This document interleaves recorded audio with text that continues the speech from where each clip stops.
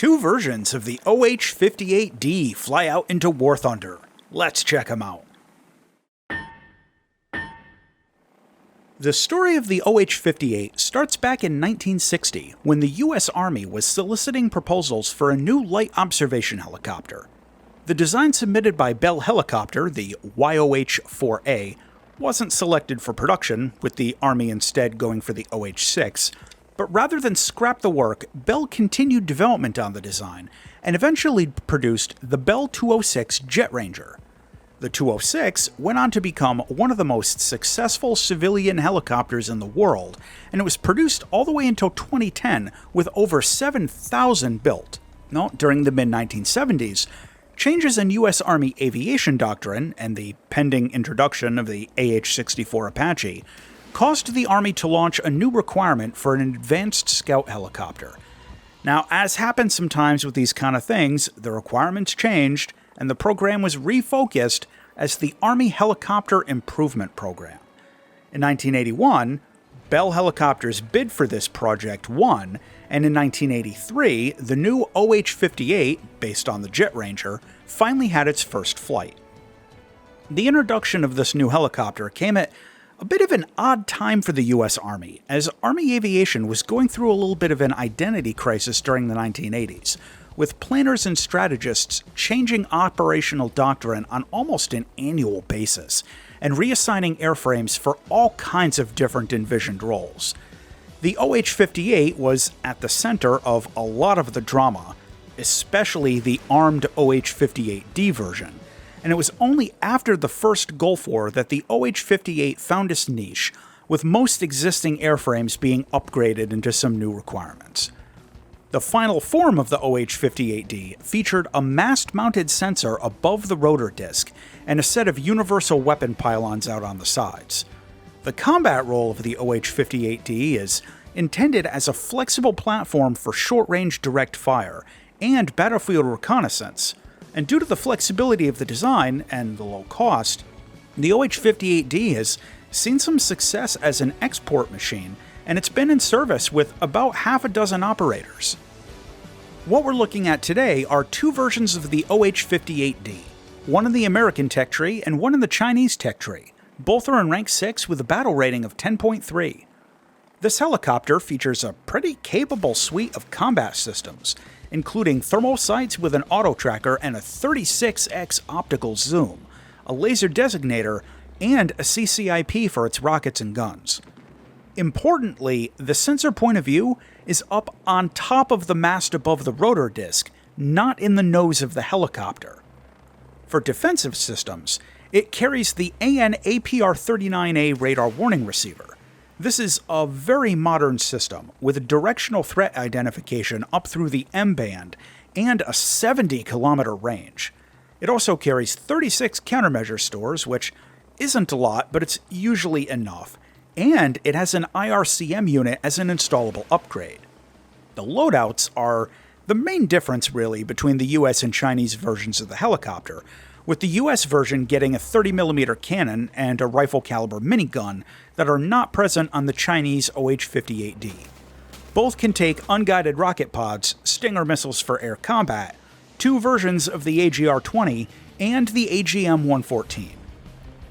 The ATAS, better known as the AIM-92 Stinger, is an all-aspect infrared missile with really good tracking and pretty strong flare resistance, but only 10 Gs of pull, making its usefulness pretty situational. You can take two of them per pylon. The two versions of the AGR-20 are basically laser-guided versions of the unguided Hydra rocket. There's an AP version and an HE version, and you can take 7 per pylon. Your primary anti-tank missile is the AGM-114K Hellfire II. These have an effective range of around 7.5 kilometers, semi-active laser guidance, and insane armor penetration from a tandem heat warhead. This is where most of your air-to-ground kills are going to come from, and you can take 2 of them per pylon. The flight performance of the OH-58 is probably about what you'd expect from a light utility helicopter in this class, but it does have a few quirks to know about. It accelerates pretty well in forward flight up to a fairly average maximum speed in the mid-200s, so it's not as fast on the top end, but it gets moving from a hover better than a lot of other helicopters in this BR. The cyclic has almost instantaneous response, and flying at low levels feels very natural. Collective response in a hover is pretty quick, and making fine adjustments to your altitude is a lot easier than in most other mid-tier helicopters like this.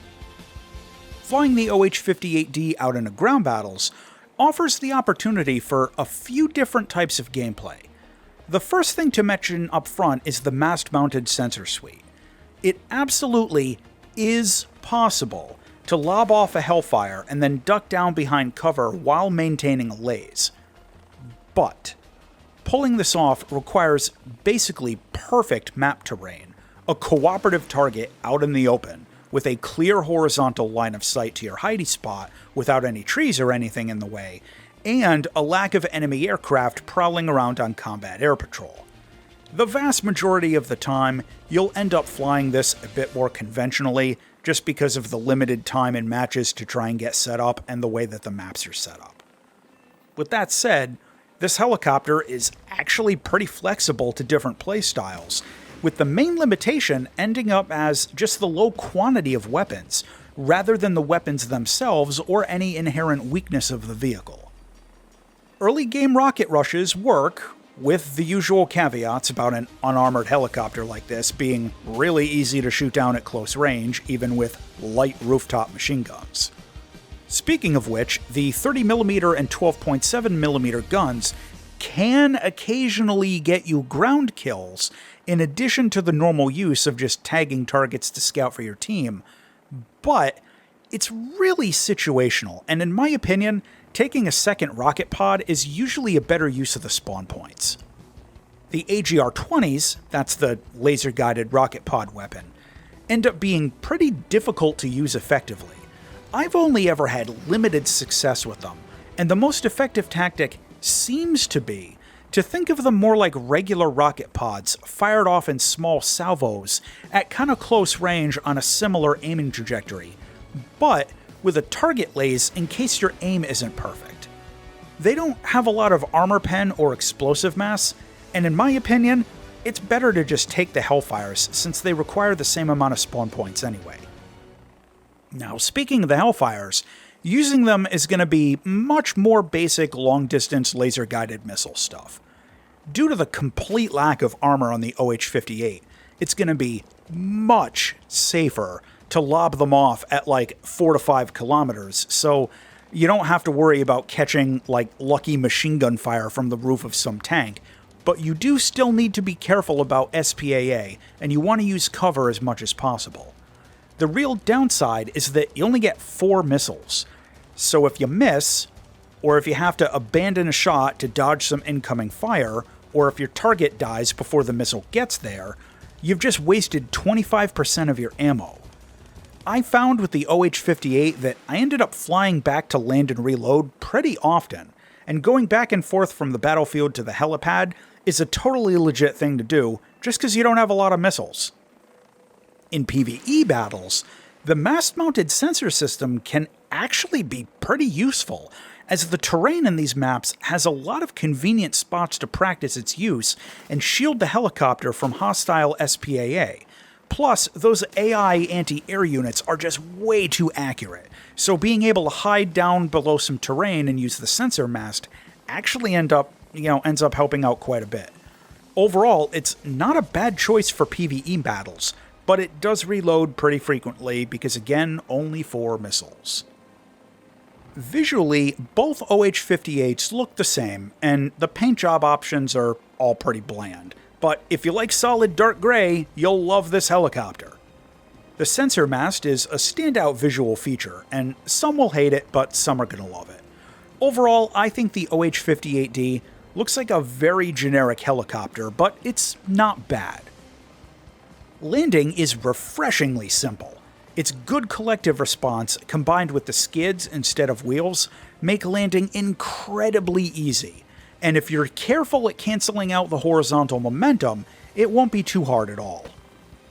In summary, This helicopter has good medium-range missiles, it has good overall agility, and it's got a mast-mounted sensor suite. However, its overall payload is low, it's not super survivable under fire, and its maximum speed isn't very impressive. The final verdict on the OH-58D is that this helicopter's a bit of a departure from standard attack helicopters, but it still fits the meta pretty well if that's your thing. As long as you don't mind going back to reload pretty frequently, you can have a good time with this one. As always, thanks for watching.